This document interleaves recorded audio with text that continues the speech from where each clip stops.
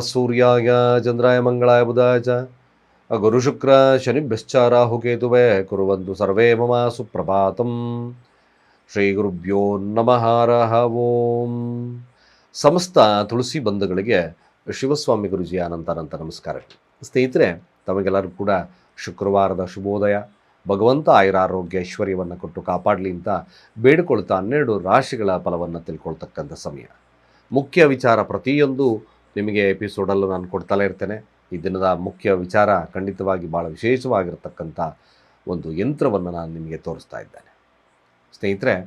ಹಾಗಾಗಿ 12 ರಾಶಿಗಳ ಈ ದಿನದ ಫಲಗಳು ಹೇಗಿರುತ್ತೆ ತಿಳ್ಕೊಳ್ತಕ್ಕಂಥ ಸಮಯ. ಶುಕ್ರವಾರ ಈ ದಿನ ತ್ರಯೋದಶಿ ತಿಥಿ ಇರ್ತಕ್ಕಂಥದ್ದು 8:34 ತದನಂತರ ಚತುರ್ದಶಿ ಪ್ರಾರಂಭವಾಗ್ತದೆ. ಕೃಷ್ಣ ಪಕ್ಷ ಆಯುಷ್ಮಾನ್ ಯೋಗ ಇರ್ತಕ್ಕಂಥದ್ದು, ವಾಣಿಜ್ಯ ಹಾಗೆ ವಿಷ್ಟೀಕರಣ ಇರ್ತಕ್ಕಂಥ ಸಂದರ್ಭ. ಅಶ್ವಿನಿ ನಕ್ಷತ್ರದಲ್ಲಿ ಚಂದ್ರ ಸಂಚಾರವನ್ನು ಮಾಡ್ತದೆ ಮೇಷರಾಶಿಯಲ್ಲಿ.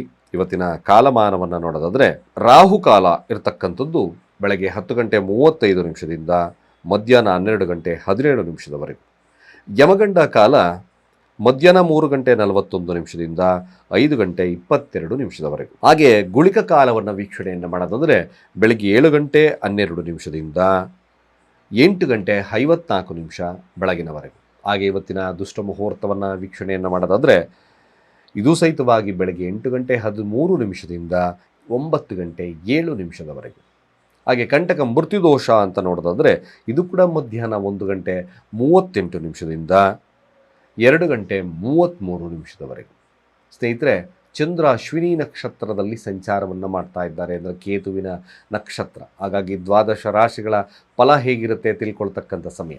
ಮೊದಲು ಮೇಷ ರಾಶಿಯವರ ಫಲ.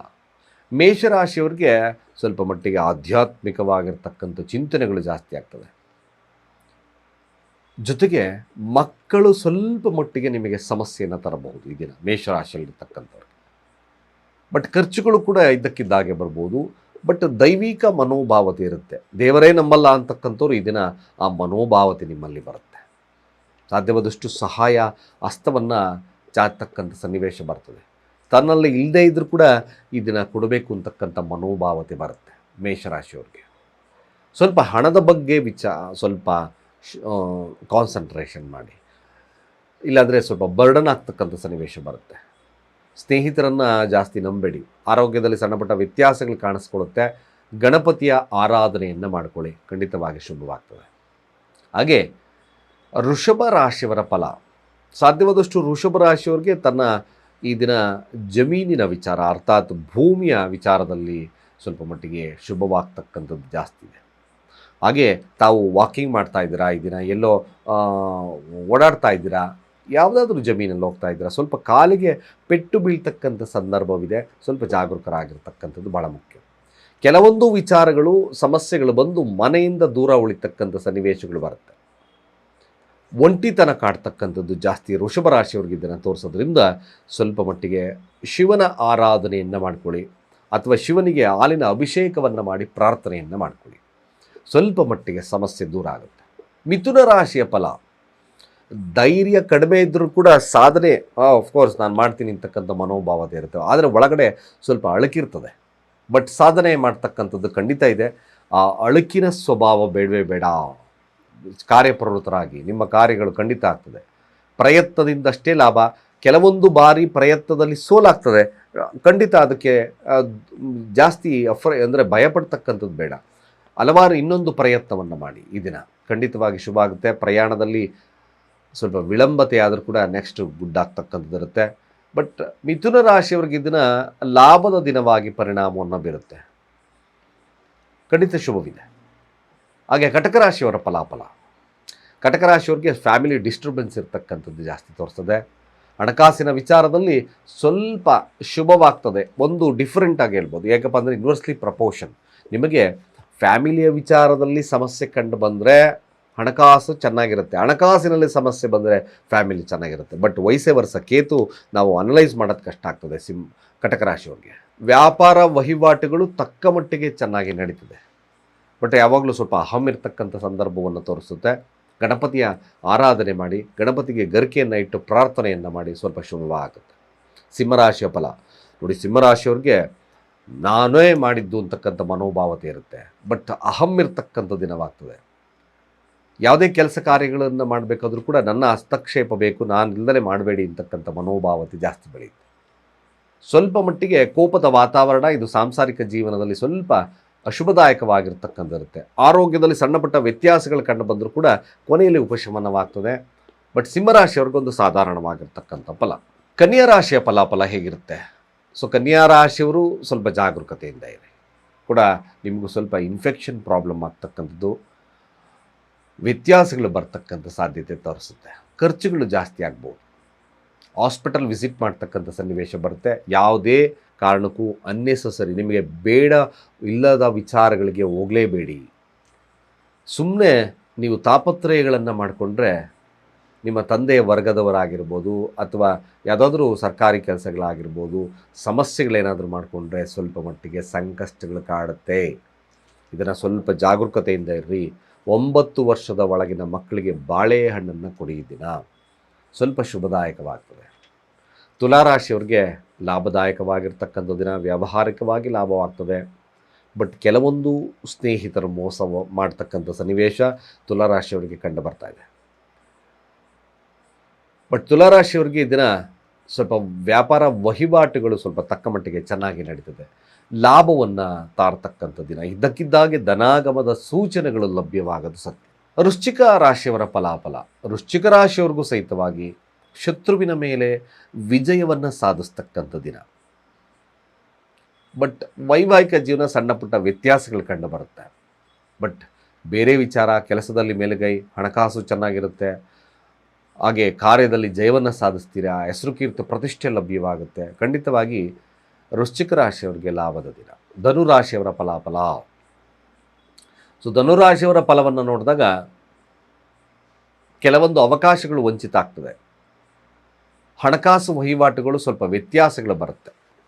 ಮಾತು ಕೊಟ್ಟಿರ್ತಕ್ಕಂಥವರೇ ಆ ಮಾತನ್ನು ಮುರಿತಕ್ಕಂಥ ಸನ್ನಿವೇಶಗಳು ನಿರ್ಮಾಣವಾಗುತ್ತೆ. ಅಂದರೆ ಅರ್ಥಾತ್ ಸ್ವಲ್ಪ ಸೋಲಾಗ್ತದೆ ಅದರಲ್ಲಿ. ಧನುರಾಶಿಯವರು ಸಾಧ್ಯವಾದಷ್ಟು ಕೂಡ ಯಾರಿಗೂ ಮಾತು ನೀವು ಕೊಡಬೇಡಿ, ಅವ್ರ ಕಡೆಯಿಂದ ಎಕ್ಸ್ಪೆಕ್ಟೇಷನ್ನು ಇಟ್ಕೋಬೇಡಿ. ಇದು ನಿಮಗೆ ಡಿಫಾಲ್ಟನ್ನು ಕೊಡ್ತಕ್ಕಂಥದ್ದು ದಿನವಾದ್ದರಿಂದ ಯಾರ ಬಗ್ಗೆ ನಂಬಿಕೆ ಇಡೋದು ಬೇಡ. ಅರ್ಥಾತ್ ಅಂದರೆ ಏನಾದರೂ ಎಕ್ಸ್ಪೆಕ್ಟೇಷನ್ ಇಟ್ಕೊಳ್ಳೋದು ಬೇಡ. ಸಾಧಾರಣವಾಗಿ ಇದ್ಬಿಡಿ. ಒಂದು ಸಾಧಾರಣವಾಗಿರ್ತಕ್ಕಂಥ ದಿನ. ಮಕರ ರಾಶಿ ನೋಡಿ, ಮಕರ ರಾಶಿಯರು ವಾಹನಾದಿಗಳಿಂದ ಸ್ವಲ್ಪ ಆಪತ್ತುಗಳು ಕಾಣುತ್ತೆ. ಸ್ವಲ್ಪ ಅದರ ಬಗ್ಗೆ ಜಾಗರೂಕರಾಗಿ. ಭೂಮಿಯ ವಿಚಾರದಲ್ಲಿ ಲಾಭ. ಇದ್ದಕ್ಕಿದ್ದಾಗೆ ಧನಾಗಮ ಬರ್ತಕ್ಕಂಥ ಸಾಧ್ಯತೆಗಳನ್ನು ತೋರಿಸುತ್ತೆ. ಬಟ್ ಆರೋಗ್ಯದಲ್ಲಿ ಸಣ್ಣಪುಟ್ಟ ವ್ಯತ್ಯಾಸಗಳು ಕಂಡು ಬರುತ್ತೆ. ಸ್ನೇಹಿತರು ಮೋಸ ಮಾಡ್ತಕ್ಕಂಥದ್ದಿದೆ. ನಿಮ್ಮ ಸ್ನೇಹಿತರು ಏನೋ ವಿಚಾರದಲ್ಲಿ ಏನೋ ಹಣನ ಮತ್ತೊಂದು ತಗೊಂಡು ಅದು ಸ್ವಲ್ಪ ನಿಧಾನ ಮಂದಗತಿ ಆಗ್ತಕ್ಕಂಥ ಸಾಧ್ಯತೆ ತೋರಿಸುತ್ತೆ. ನೀವು ಕೂಡ ಗಣಪತಿ ಅಷ್ಟೋತ್ತರ, ಗಣಪತಿ ಮಂತ್ರಗಳನ್ನು, ಗರಿಕೆಯನ್ನು ಇಟ್ಟು ಪ್ರಾರ್ಥನೆ ಮಾಡೋದು ಸ್ವಲ್ಪ ಶುಭದಾಯಕವಾಗ್ತದೆ. ಕುಂಭರಾಶಿಯ ಫಲಾಫಲ ಹೇಗಿರುತ್ತೆ ನೋಡಿ. ಕುಂಭರಾಶಿಯವ್ರಿಗೆ ಶುಭವಿದೆ. ಬಟ್ ದಾಂಪತ್ಯದಲ್ಲಿ ಸಣ್ಣಪುಟ್ಟ ವ್ಯತ್ಯಾಸಗಳು ಕಾಣಿಸ್ಕೊಳ್ಳುತ್ತೆ. ಆದರೆ ಬೇರೆ ವಿಚಾರದಲ್ಲಿ ಖಂಡಿತವಾಗಿ ಲಾಭದಾಯಕವಾಗಿರ್ತಕ್ಕಂಥದ್ದು ಕುಂಭರಾಶಿಯವ್ರಿಗಿದೆ. ಸಾರ್ವಜನಿಕರೊಟ್ಟಿಗೆ ಉತ್ತಮ ಬಾಂಧವ್ಯವನ್ನು ಮೇಂಟೈನ್ ಮಾಡ್ತಕ್ಕಂಥದ್ದಿರುತ್ತೆ. ಖಂಡಿತವಾಗಿ ಕುಂಭರಾಶಿಯವ್ರಿಗೆ ಇದೊಂದು ಸದಾವಕಾಶವನ್ನು ಬೆಳೆಸ್ಕೊಳ್ತಕ್ಕಂಥದ್ದು. ಜನಾನುರಾಗಿಗಳಾಗಿ ಸುಮ್ಮನೆ ಅನ್ನೆಸಸರಿಯಾಗಿ ಅಂದರೆ ಅರ್ಥಾತ್ ಮನೆಯಲ್ಲೇ ಕೂತ್ಕೊಂಡು ಕಾಲ ಕಳಿಬೇಡಿ. ಸ್ವಲ್ಪ ಜನರೊಟ್ಟಿಗೆ ಉತ್ತಮ ಬಾಂಧವ್ಯವನ್ನು ಬೆಳೆಸ್ಕೊಳ್ತಕ್ಕಂಥದ್ದು ಭಾಳ ಮುಖ್ಯ ಆಗುತ್ತೆ. ಶುಭವಿದೆ. ಮೀನರಾಶಿಯವ್ರಿಗೂ ಸಹಿತವಾಗಿ ತನ್ನ ಪ್ರಯತ್ನದಿಂದ ಕಾರ್ಯಪ್ರವೃತ್ತರಾಗ್ತಕ್ಕಂಥದ್ದು, ಕೆಲಸದಲ್ಲಿ ಉತ್ಕೃಷ್ಟವಾಗಿರ್ತಕ್ಕಂಥದ್ದು, ಕೋರ್ಟ್ ಕಚೇರಿಯ ವಿಚಾರದಲ್ಲಿ ಮಾತುಕತೆ ಮೂಲಕ ಕೆಲವೊಂದು ಬಗೆಹರಿಸ್ಕೊಳ್ತಕ್ಕಂಥದ್ದು ಇದೆ. ಶತ್ರುವಿನ ಮೇಲೆ ವಿಜಯವನ್ನು ಸಾಧಿಸ್ತಕ್ಕಂಥದ್ದು ಮೀನರಾಶಿಯವ್ರಿಗಿದೆ. ಮೀನರಾಶಿಯವರು ಸ್ವಲ್ಪ ಆರೋಗ್ಯದ ಬಗ್ಗೆ ಸ್ವಲ್ಪ ಕಾನ್ಸಂಟ್ರೇಷನ್ ಮಾಡ್ತಕ್ಕಂಥದ್ದು ಭಾಳ ಮುಖ್ಯ. ಕೋಪ ನಿಯಂತ್ರಣದಲ್ಲಿಟ್ಕೊಳ್ಳಿ, ಶುಭವಾಗ್ತದೆ. ಇಷ್ಟು 12 ರಾಶಿಗಳ ಈ ದಿನದ ಫಲಾಫಲ. ಸ್ನೇಹಿತರೆ ನೋಡಿ, ಮುಖ್ಯವಾಗಿ ನಮಗೆ ಮನೆಯಲ್ಲಿ ಶುಭ ಇರ್ತಕ್ಕಂಥ ವಾತಾವರಣವಿರಬೇಕು. ಕೆಲಸಗಳು ಫಾಸ್ಟ್ ಆಗಬೇಕು. ಅದ್ಭುತವಾಗಿ ಏನು ನಾನು ಕೆಲಸ ಮಾಡ್ತಿದ್ದೆ, ಯಾಕೋ ನಿಧಾನ ಮಂದಗತಿ ಆಗುತ್ತೆ, ಕುದುರೆ ಥರ ಓಡಬೇಕು. ಅದನ್ನೇ ಹೇಳ್ತೀವಿ ನೋಡಿ. ಮನೆಯಲ್ಲಿ ಸೂರ್ಯನಾರಾಯಣನ ಒಂದು ವಾಹನಗಳಾಗಿರ್ತಕ್ಕಂಥದ್ದು 7 ಕುದುರೆಗಳು. 7 ಕುದುರೆಗಳು ನಮ್ಮನ್ನು ಕಂಟ್ರೋಲ್ ಮಾಡೋದಲ್ಲದೆ ನಮಗೆ ಭಾಳಷ್ಟು ಶಕ್ತಿಯನ್ನು ಕೊಡ್ತಕ್ಕಂಥದ್ದಿರುತ್ತೆ. ಕಾರ್ಯದಲ್ಲಿ ಜಯವನ್ನು ಸಾಧಿಸ್ತಕ್ಕಂಥದ್ದು. ಯಾವಾಗಲೂ ಮನೆಯಲ್ಲಿ ನಿಧಾನ ಮಂದಗತಿಯ ಕೆಲಸಗಳಾಗ್ತಿದೆ ಅಂದರೆ ಖಂಡಿತ ಪೈರೇಟಲ್ಲಿರ್ತಕ್ಕಂಥ ಕುದುರೆಗಳನ್ನು ಹಾಕಿ.